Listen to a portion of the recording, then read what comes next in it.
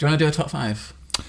Go on then. I did want to prepare more for this, but I ran out of time, but I'm prepared to go ahead. If only I mentioned it to you 3 weeks ago. I know. This is how badly organised I am. Do you know when I did mine? Briefly after mentioning it to Rohan.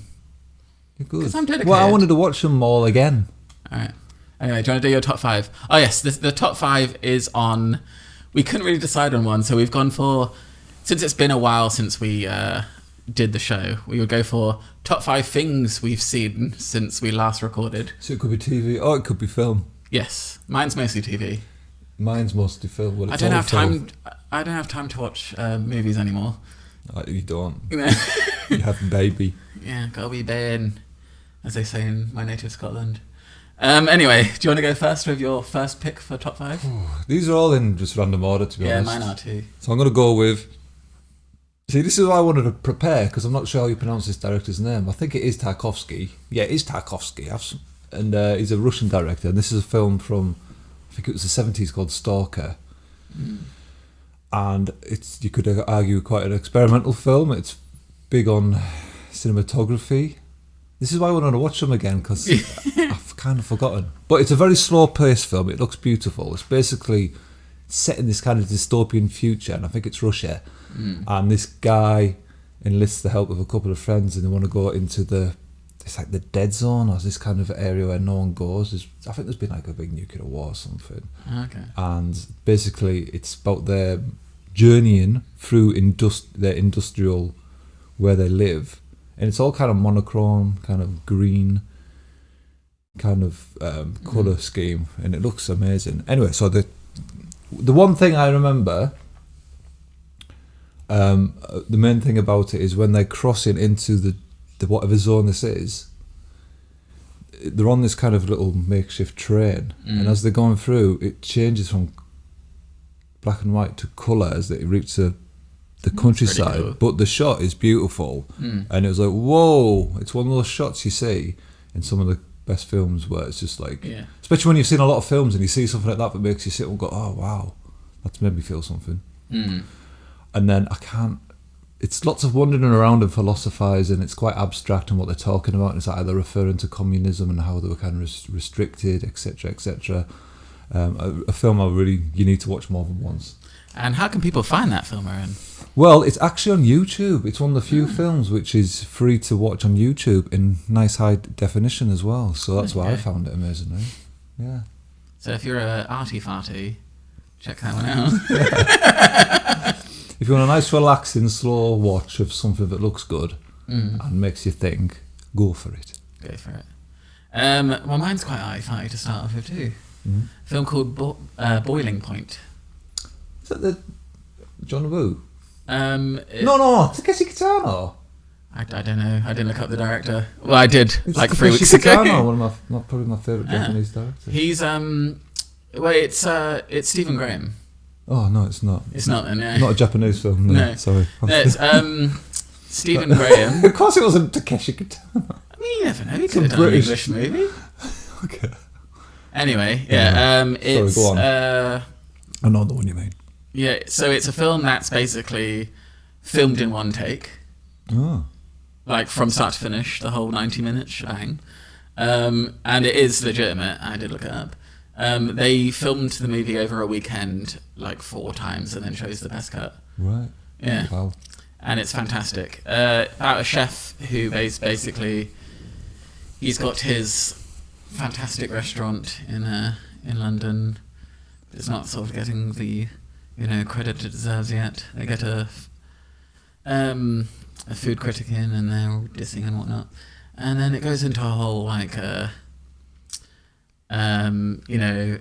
people from his past life, come into the restaurant and all go, oh, this is lovely.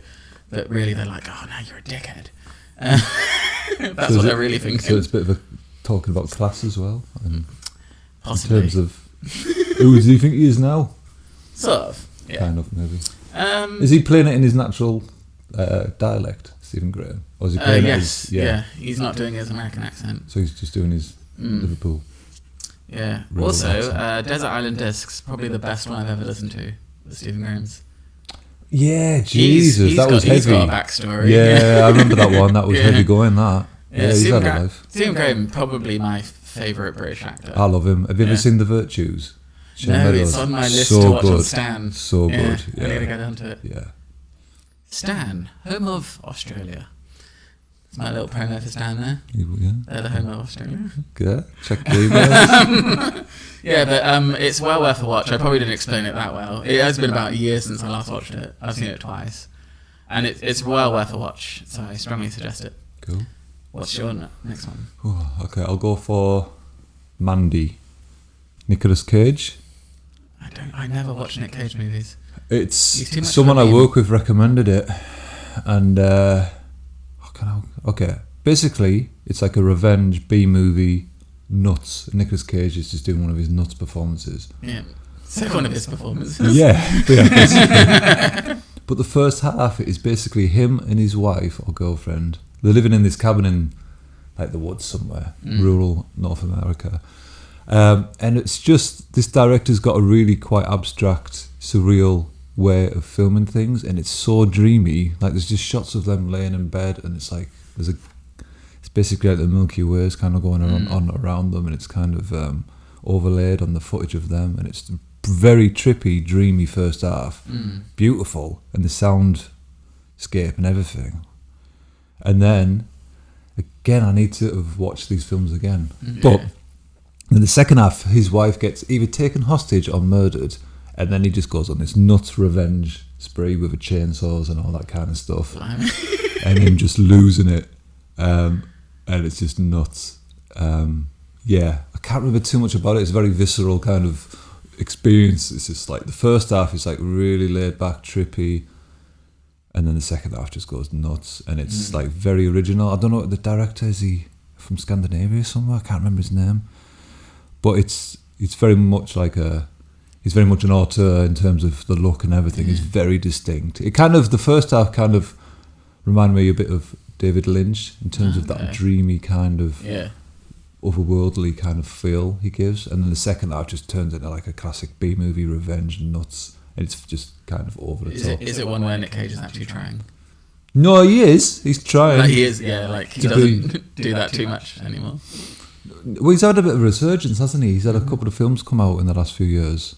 But he's just, he makes so many films though. It's just like he's not always going to be picking the best scripts, I guess. Did you see the one where he's have you heard of Five Nights at Freddy's? I've heard of it. It's like a game series with like like puppets sort of thing, or mechanical puppets sort of things. Okay. And he did one where it's basically like, call it FNAF. It's like the FNAF movie, but it's like a rip-off. Right. I can't remember what it's called though. It's on Stan. But Mandy, good. Wacky Wonderland or something? I can't remember. I've not heard of it. Yeah. Anyway, check that one out. So that was my number 4. Yours, Paul? Number 4, I'll go for TV this time. Jury Duty. Oh. Amazon Prime. Have you seen it? It's flipping amazing. Okay. Flippy flapping amazing. One of the best original ideas. I don't know if it's an original idea. It could be like an idea that was done in the 90s or something. But very original. Basically, it's based around a guy that gets called up for jury duty. It's like a reality show. Or mock reality show. And a guy gets called up for jury duty, and everyone except him is an actor. Right. So like, they got a famous face in there, I guess, to make it a bit bigger. James Marsden. Oh yeah. Like Sonic and stuff. 30 Rock. Those are the two things I know him from. James Marsden. So they got him, so it's sort of like, there's a recognisable actor in there. I don't know how they worked out, but like, he's in a movie called Sex Drive. And for some reason, Sex Drive is one of the non-actors' favourite ever movies. Right. I don't know why it would be. But, So, sorry, in this cast, they're all not actual professional actors? No, they're all actors to some level. James Marsden's the biggest actor. He's the one he's the known actor. Right. So they get him in to almost like throw it off. Okay. Yeah, and so it goes through the whole trial. Wacky stuff keeps happening, but it always borders on it's just wacky enough to get away with it sort of thing. Okay. Like, it's not like too wacky to the point where they go, oh, is something happening here? Okay. But then, it's I'm sure like a lot of people have seen it. It's fantastic. Okay. It's so good. Cool. Well, it's an Amazon Prime original. Right. Well worth a watch. I mean, it's not something that can ever do again as well because it exploded in popularity too. So Right. they can never get a second season out of it. Okay. Yeah, but well worth a watch. Cool. All right, next one.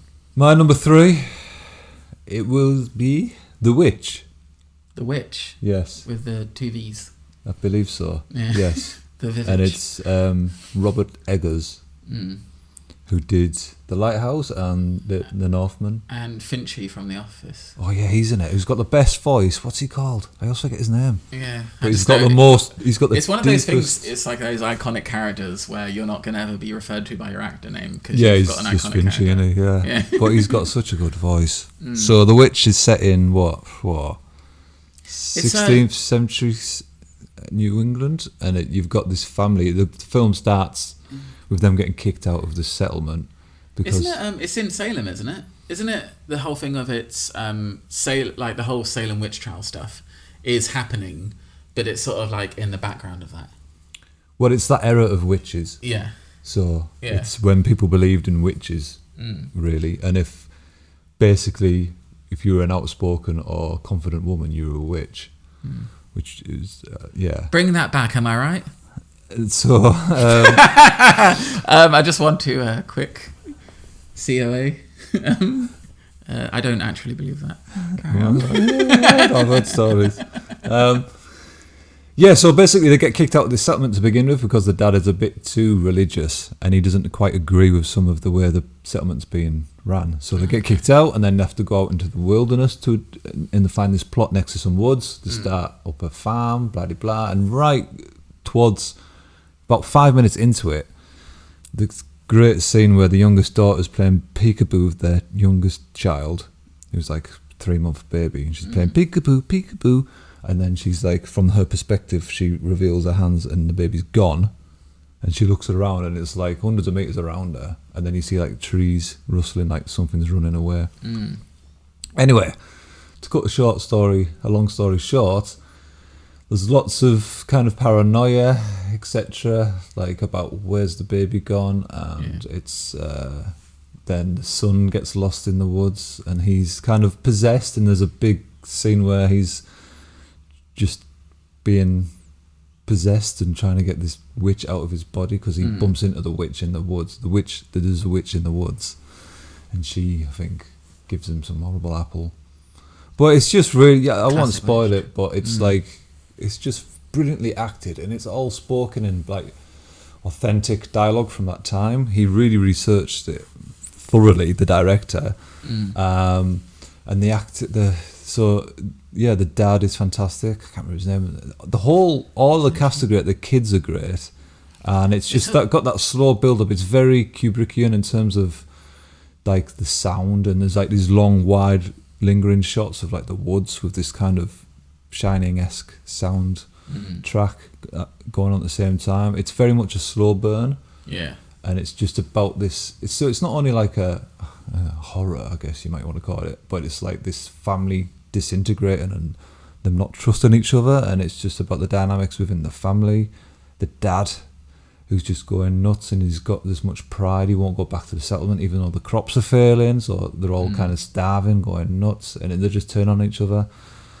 And I really enjoyed it, and it's just a bit different. And if you haven't seen it, check it out. Watch it. It's very nice. I've seen it a couple of times. It's very good. Yeah, I didn't go that deep into it. But then you'll know from more of our bonus content that Rohan is way more into films than I am. I do like me films. He analyses them more than me. I'm just like, yeah, it's pretty good. Well, this one, I rewatched The Witch again and I took notes because I wanted to do it properly. Oh, wow. Whereas with Mandy and the other one, I was a bit... I can't remember. Anyway, there you go. You're number 3. Well, I'm going to preface number 3 with, generally speaking, the only time I get to go to the cinema lately, the last couple of years, is if I take my daughter to the cinema. Me and Rohan are going to the cinema together tomorrow. Yeah. Little date night. Yeah. Pulp Fiction, Jackie Brown, Yeah. Double Bill should be good. I've never seen Jackie Brown, so I'm pretty excited. Oh, it's probably my favourite Tarantino film. Really? I love it. Anyway, sorry, go on.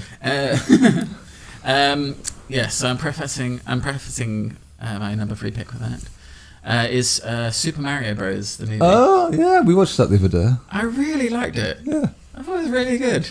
I enjoyed it, yeah. Yeah. My job is very much video game based. I got quite a cool job. So, seeing those classic video game characters brought to life in a movie and actually done well for once, which is very, very rare for any video game adaptation.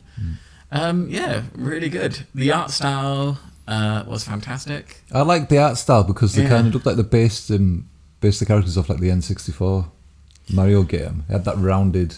Yeah, well, you take that Mario. And then make it 4K, and basically, it had a cool art style, like obviously compared to like other movies like the Spider-Man animated ones. It's very unique, kind of unreal how great the art is on that. Yeah, but I think they did really well on it. It does look a lot like sort of similar art style to Mario Odyssey. Mario Odyssey? Yeah, the one on the Switch. I would wholeheartedly recommend it. I'd give it a solid 7.5 out of 10. Yeah, I enjoyed it. Because it didn't get very good reviews. Which is baffling to me. Yeah. I don't know who was reviewing these. I don't think it was... That's the thing. Was it being reviewed by someone who usually in the reviews in the Guardian it was like the art house kind of critic. This guy who I think he's nudging on 70, so he probably never played the Mario games, and because that's a big part of it as well. Yeah. That's why it appeals to us. It's that nostalgia side of it. There's obviously a lot of references, but I also like how subtle they were with a lot of it. Lots of cool little ones, like the original Mario's sort of what is deemed Mario's first appearance is in Donkey Kong on the arcade machines. And he is referred to as Jumpman there. And what they did for this was make Jumpman a completely different character. But he keeps on making like the Jumpman noises, and it's really like that's all he really does in the whole movie. He hangs out in a pizzeria and goes wahoo. Yeah. Stuff like that I love. And, and there's loads of background references that you have to be a fan of the series to get. And I love it. Cool. Anyway, over to you. So I've got 2 left. I can remember one of them. I'm going to have to re-rack my brains. So one is the Florida Project. Which is I forgot his director's name. But it's Willem Dafoe, and it's set in Florida, and it's set in this kind of motel, and it's just shining a spotlight on these these people who are just surviving financially and have to live in these motels and take really low paid jobs. And this film focuses on this woman and her daughter. She's like a young mother living here, and the manager of the motel is played by Willem Dafoe, and it's just about her trying to survive, the mum trying to get work, and it's also it follows the kids a lot. Like, it's not just her kid, but there's other kids living in this motel, because this is a big thing. I remember seeing a documentary on how there's this strip in Miami. Is it Miami? Somewhere in Florida. It might be Tampa, but basically it's just these motels full of families living in like one room motels, living on the breadline, basically working at like local fast food places, or just doing low minimum wage jobs, if they have minimum wage in the US. I don't know. Anyway, I think they do. It's like low. But it's very low. Yeah. But it's kind of done in a kind of naturalistic, cinema verite style, in terms of like I'm pretty sure there's a few of the people in there aren't actors. It's kind of that, so it's got that documentary style, so it feels very real and immediate, which is quite fitting for the subject. But it's also very well acted, and Willem Dafoe's great in it. The kids are amazing. The young girl in it, the main girl, is fantastic. I think she's only like 6, but she's amazing. I love any movie where that has kid actors in it. when they can actually really act. It Oh, makes it whoa. so much better. Jesus, 'Cause it it's just- always a risk, isn't it? Yeah. When you hire any kid to be an actor, that they're going to be any good. And this is like quite, a pretty tragic story in terms of. But the thing is, this kid knows nothing different, and she's having a great time. She gets to play with her friends and all that.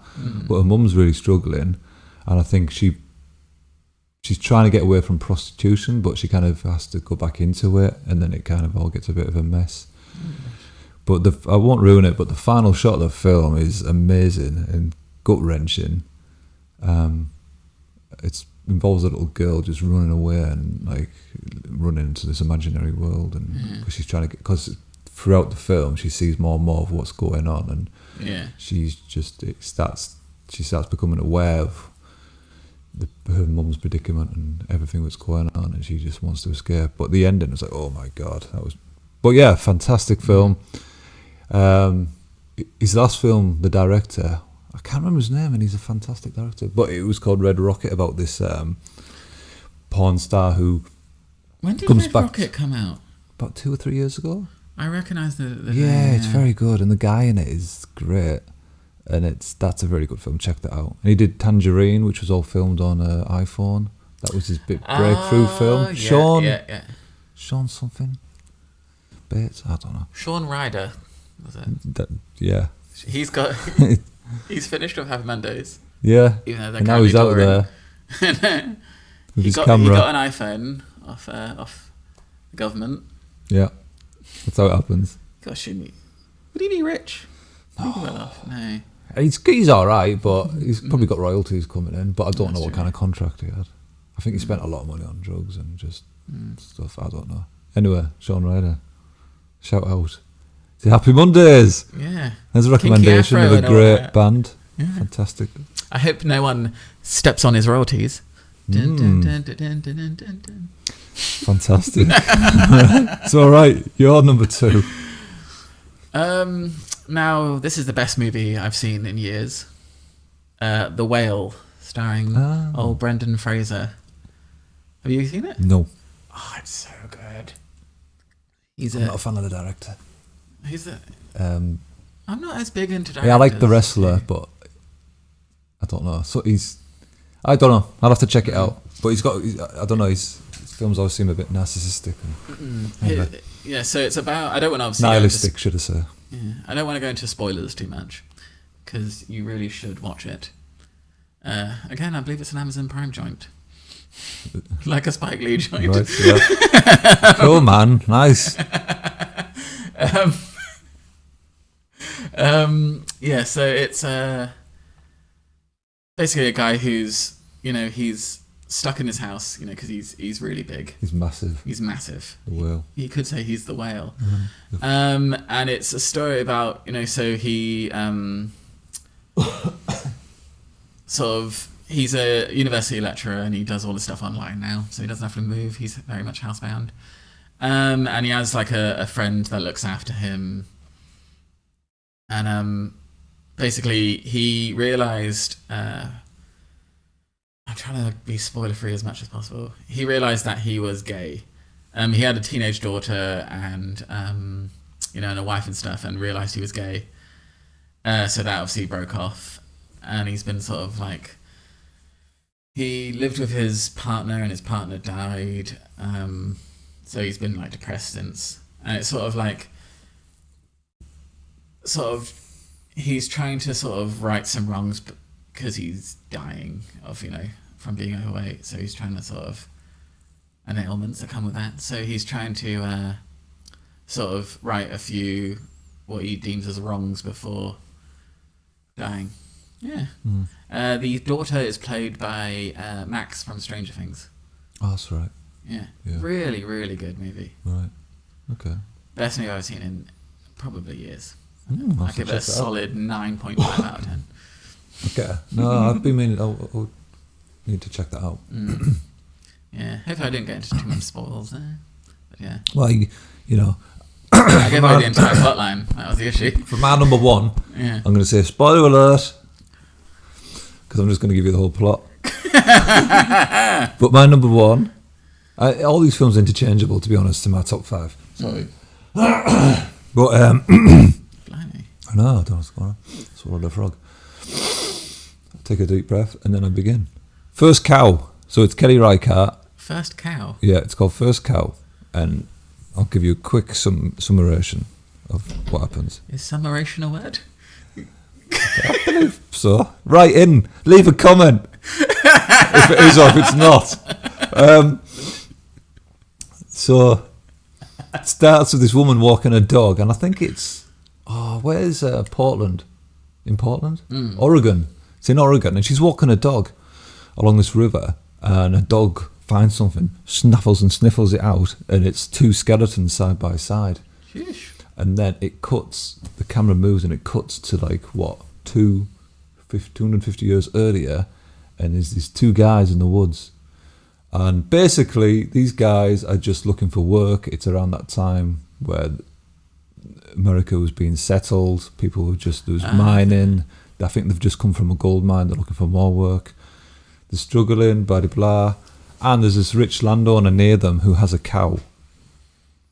And they decide to...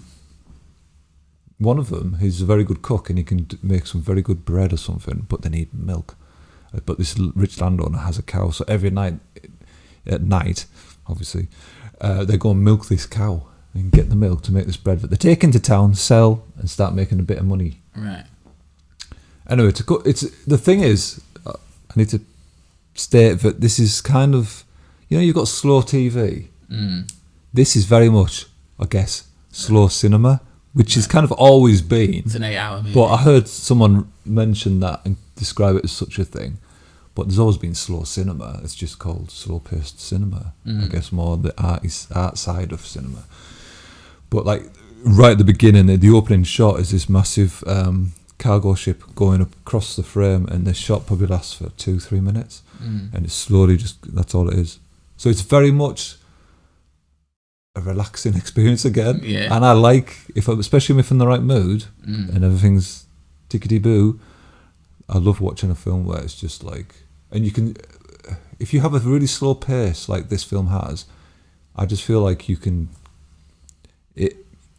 delve into the world more. It helps you kind of slip into this world and just really let it, envelop you, and you're in there because you're just taking everything on the screen.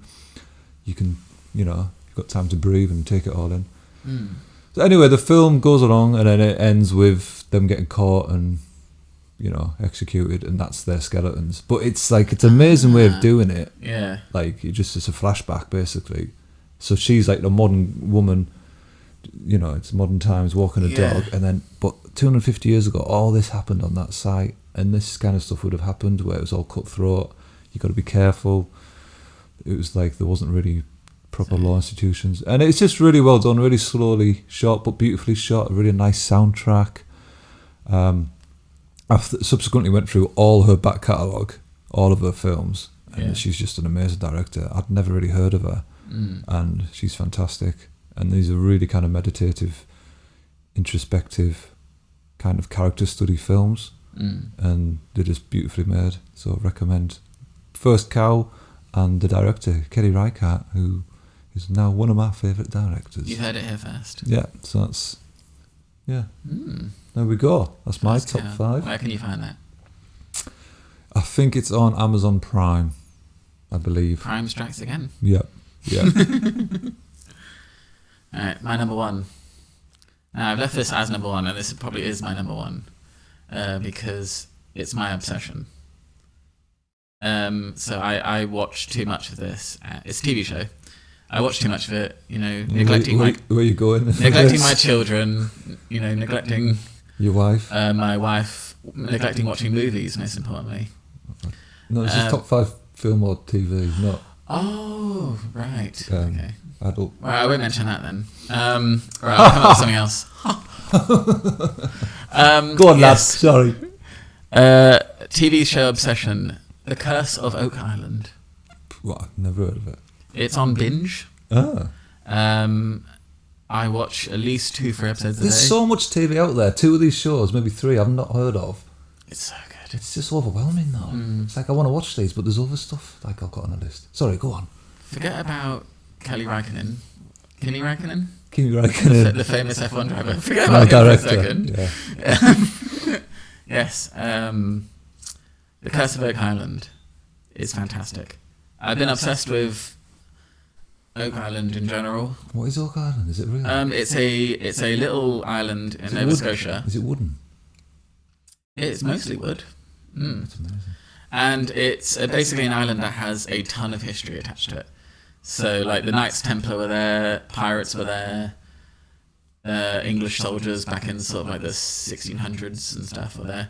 So, loads of history attached to it. And basically, the belief is that there is hidden treasure somewhere on this island. So, the Curse of Oak Island is a reality show. It's not a... Oh. It's like a history... I think it's like originally like a history channel or something. Okay. I got into it initially. So what's the objective? It's basically just... so it's two brothers are the main guys, Marty and Rick Lagina. Marty made all his money in oil over the last decades. Whilst covered in oil? Yes. So he got paid, over the decades, he got paid $100 million to... Submerge himself in oil. So he's the rich guy. Rick led a modest life. He's retired now, but is doing this.